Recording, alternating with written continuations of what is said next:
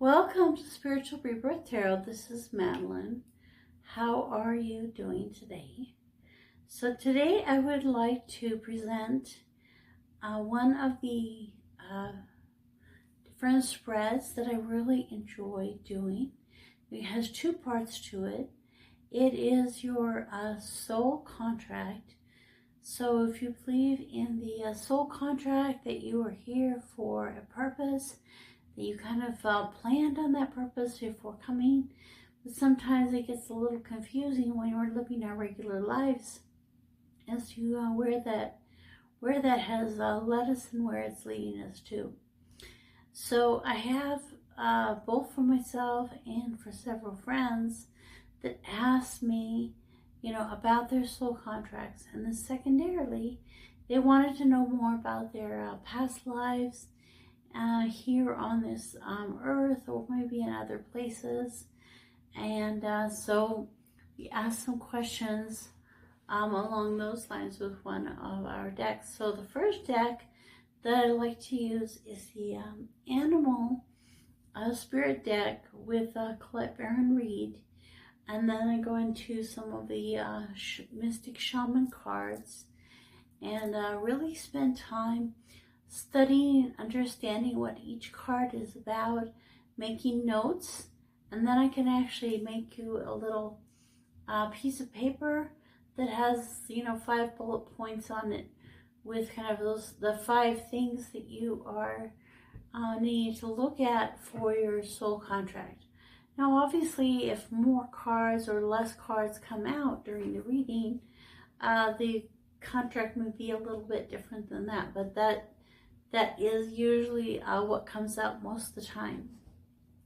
And then the other thing with these is looking at the past lives, and I use the Angels and Ancestors deck for that because it has a whole bunch of different kind of like possibilities of things in the past lives, and you can kind of, when you first look at the picture, you can kind of think of something, maybe a time frame, something will come into your head, in your guidance, from tarot, which usually occurs. So it was interesting after I did this reading for one of my friends. She was crying. She was so happy. She felt like it really helped her a lot. One thing that I found in listening to the book, Journey of Souls, that, knowing about your past lives can be really helpful, because sometimes the pain and the discomfort that comes from that is actually also in this current life. But the other thing that can be really helpful is knowing more about yourself in between. So the question that I really ask is, who are you? Not the first question, not what lives did you live, but who really are you? And most people that are coming and asking these questions have, like a background of, they could be an earth angel, they could be from other planets, and coming here for this specific time. They could simply be somebody who, like for me, the answer to the question of who are you was a stag. And when I did, it was kind of confusing because when I did a regression with the shaman journey, it came up as the first life that came into being was me as a baby deer, following a stag, like a little, male deer or something, and I was taken away by an eagle. And that was like the first, and I was like, oh, so I actually had kind of like an animal guide type origin. And it's interesting because when I go on my shaman journeys, it tends to be a stag that's the guide, and then I think that I am also a guide for shaman when I'm not here learning more things. That's one possibility. But definitely it kind of all came together when I'm asking the question, and I've had these other experiences, and they all come together. So it's kind of interesting how much we can learn from this. So what I'd like to do is show you, for my one friend, kind of what came up, so you know what you'd be expecting. So I can do a video like this, or we can do a live chat. In the live chat, there'll be a little bit more time involved in creating the notes, you know, that I want to go through to help you understand where your soul contract is at.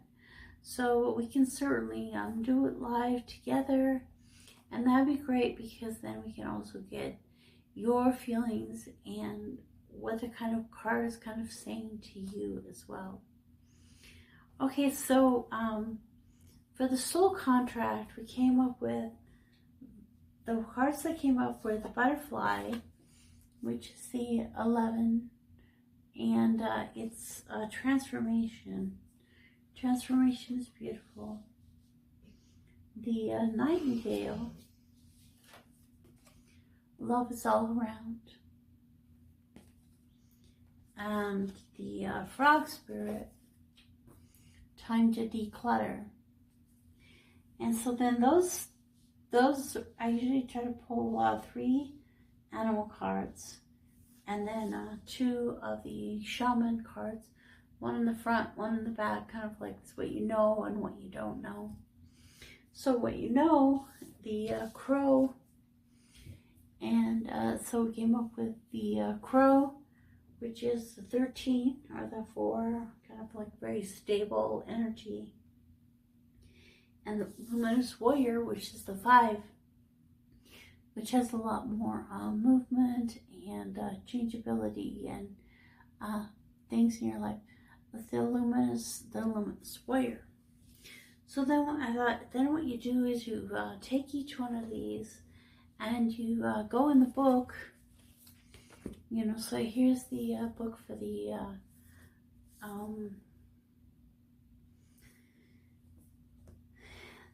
Mystic Shaman, and the book for the Animal Oracle. And then as I read through it, I see what the Spirit is leading me to, especially pull out of the reading for you.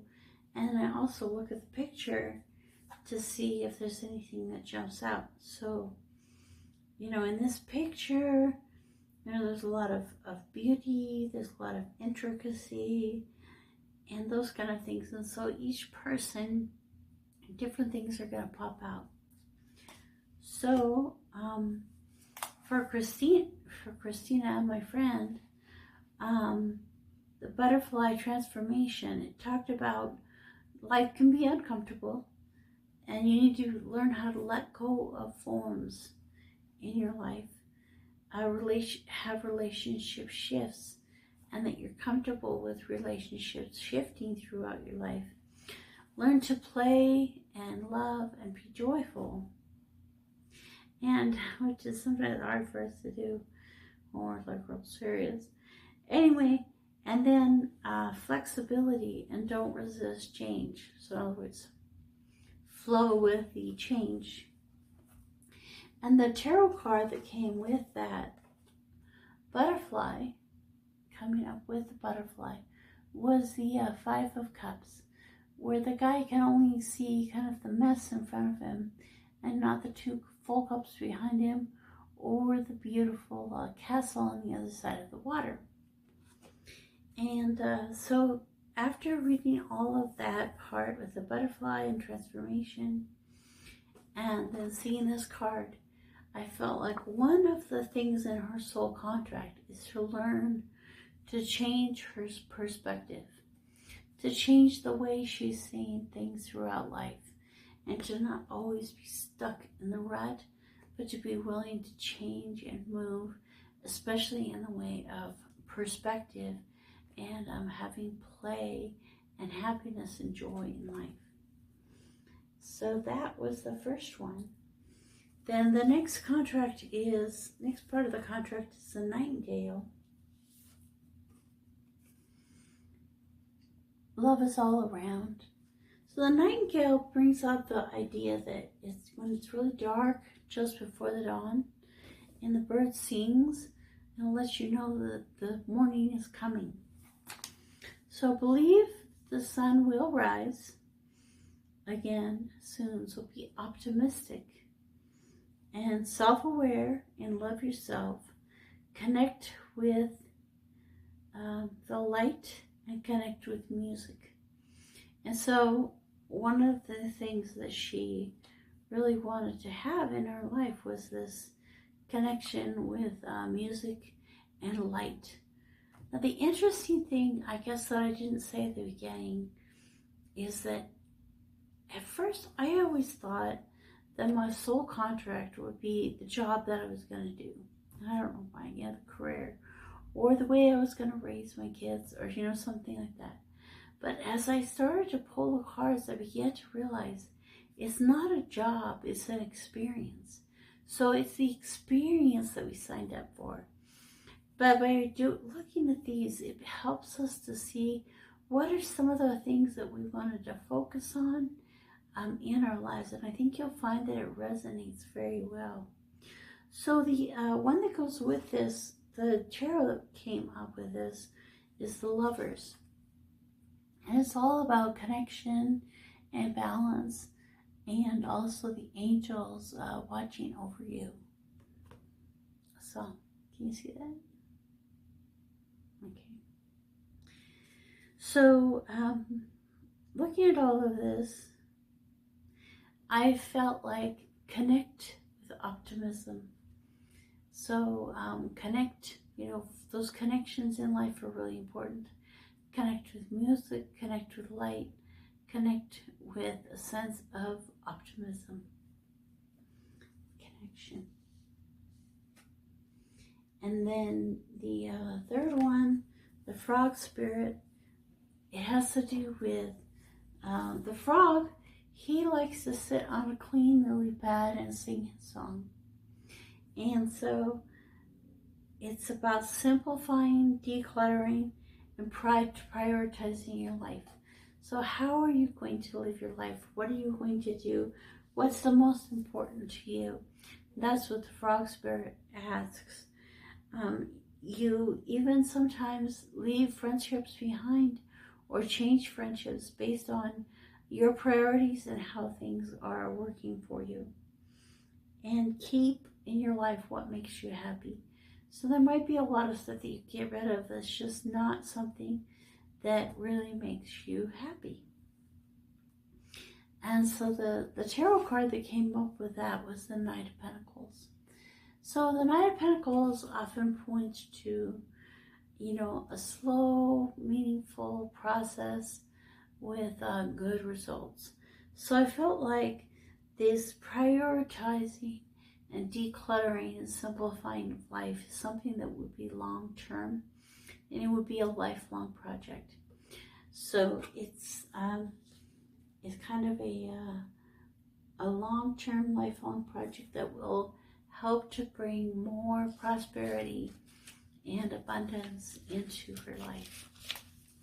And so she's looking to learn how to prioritize her life.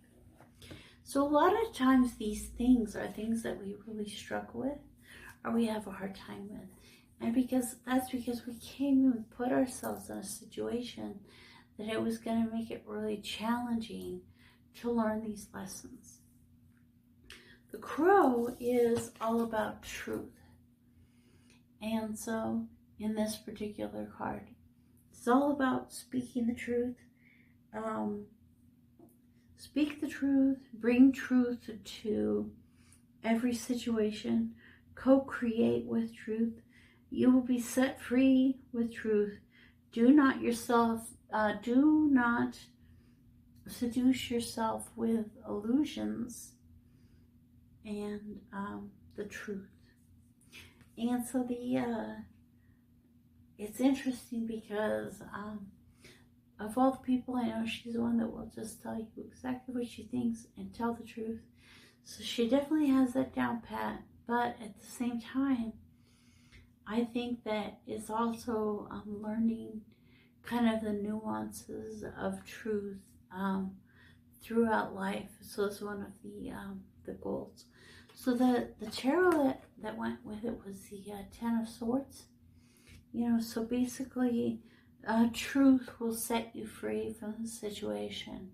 So from the situation of pain and discomfort and heartache, truth will set you free. So I felt like in her contract, the primary thing was that truth would set her free in difficult times. And telling the truth is the thing that would stand out and be the most important. So the last one is, you know, it's kind of interesting because it was her sign.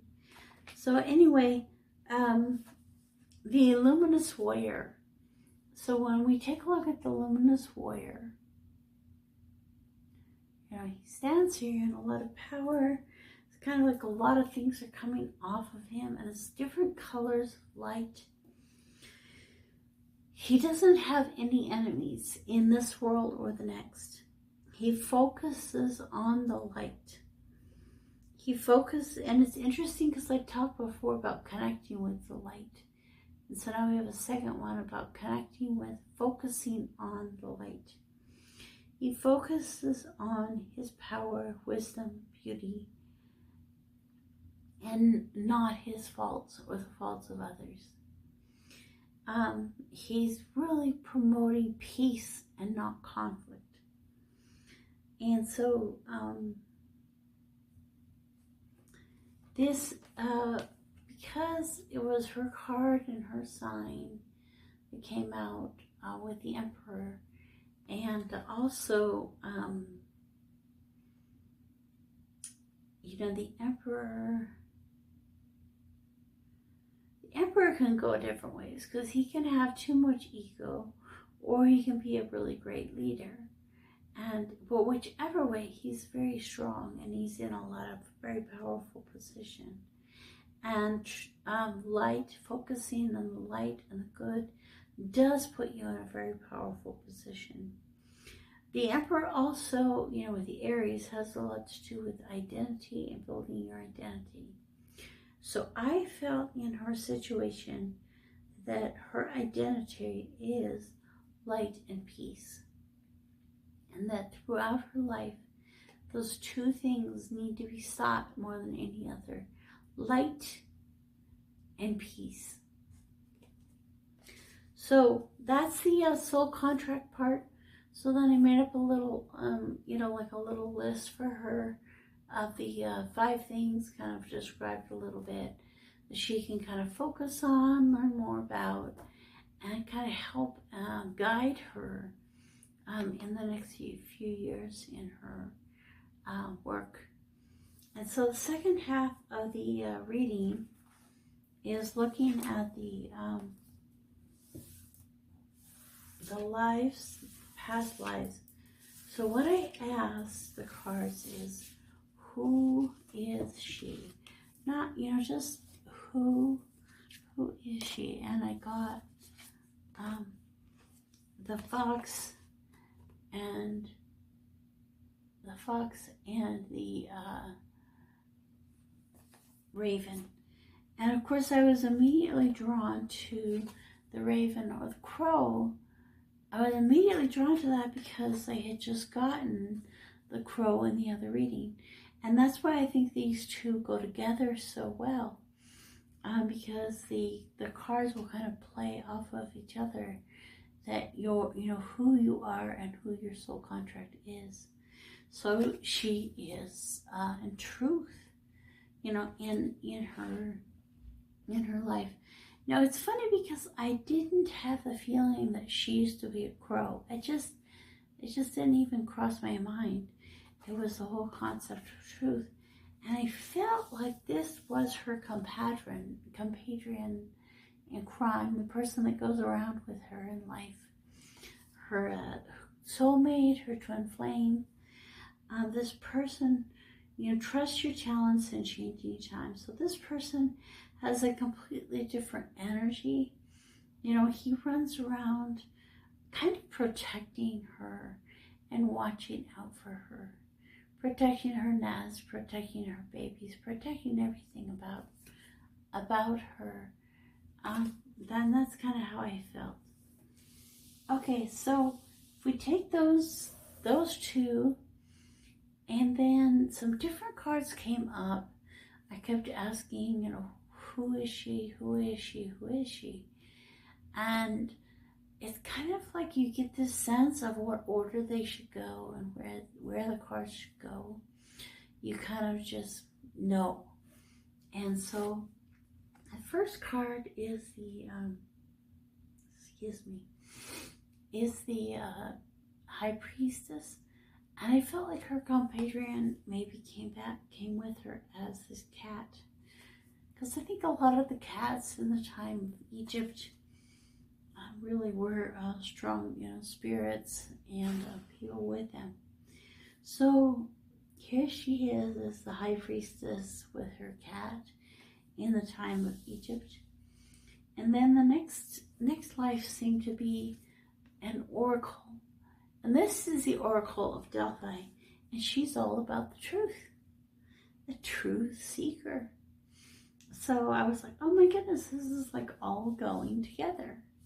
So cool.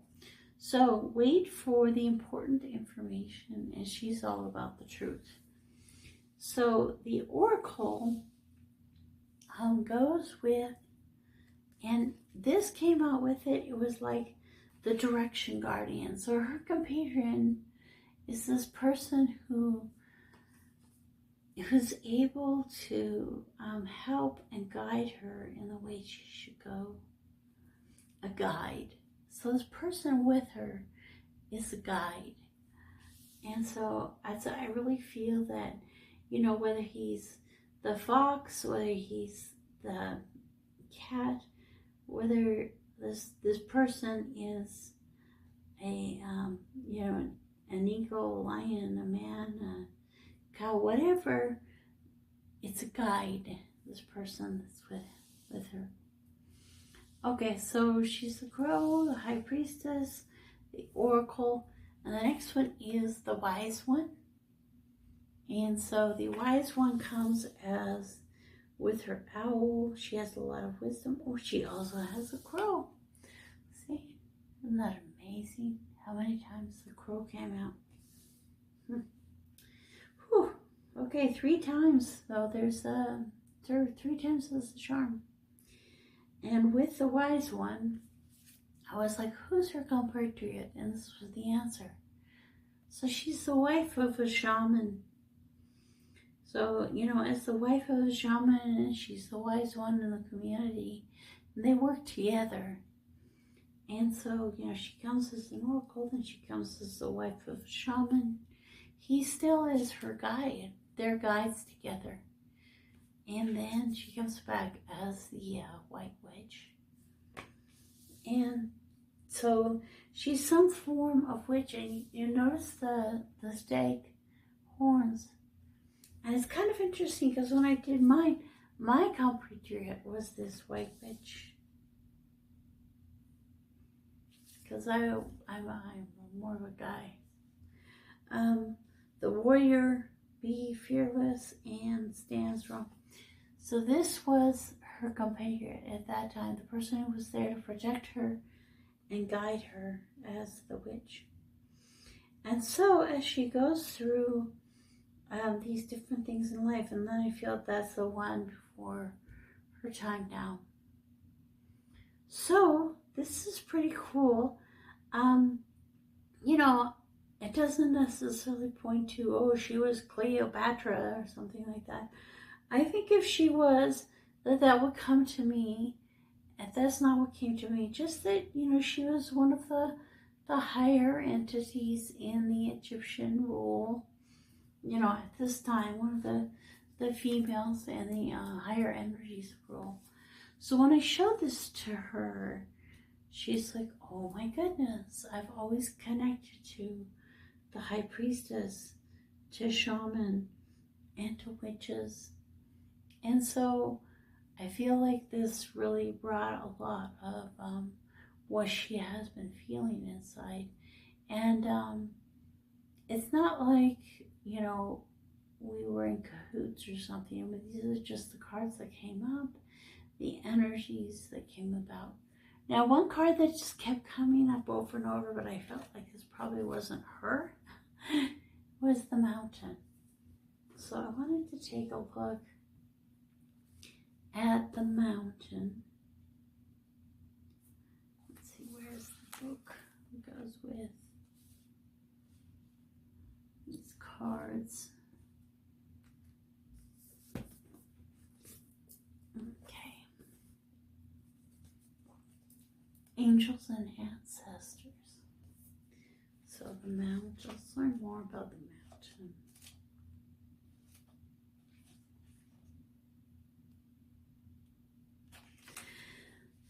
Okay, the Mountain is hold firm to what you believe in or are focusing on because it is absolutely right. Know that heaven and earth are supporting you. So it could be that this card kept coming up just to let her know that the feelings she's had and the thoughts she's had are correct and that she's on the right path. Mountains are strong and wise. They are rooted deep in the earth and reach high into the sky, and they have been there for thousands of years. They have been home to animals. They have been climbed by humans.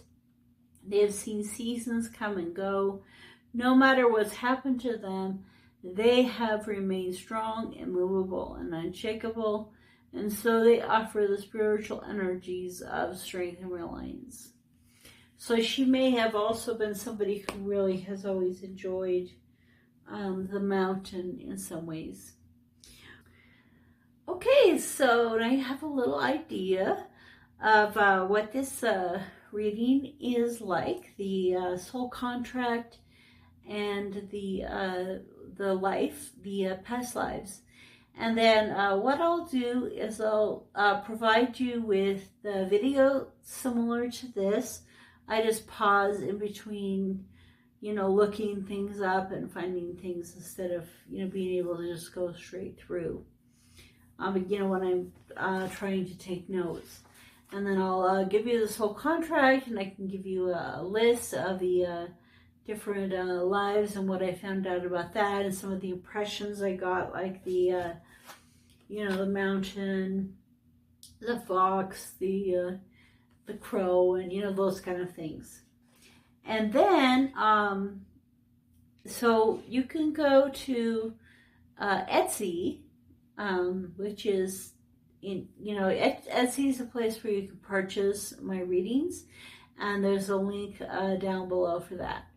So please subscribe to my YouTube channel and like the video if you enjoyed the video today, and share with any friends that you feel would really benefit from understanding more about their life path and life goal.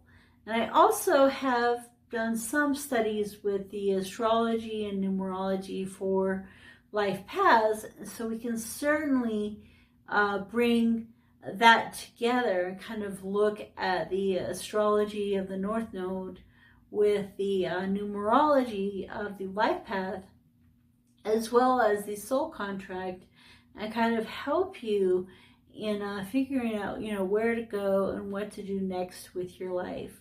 So click the link below, and I look forward to working with you for your private reading.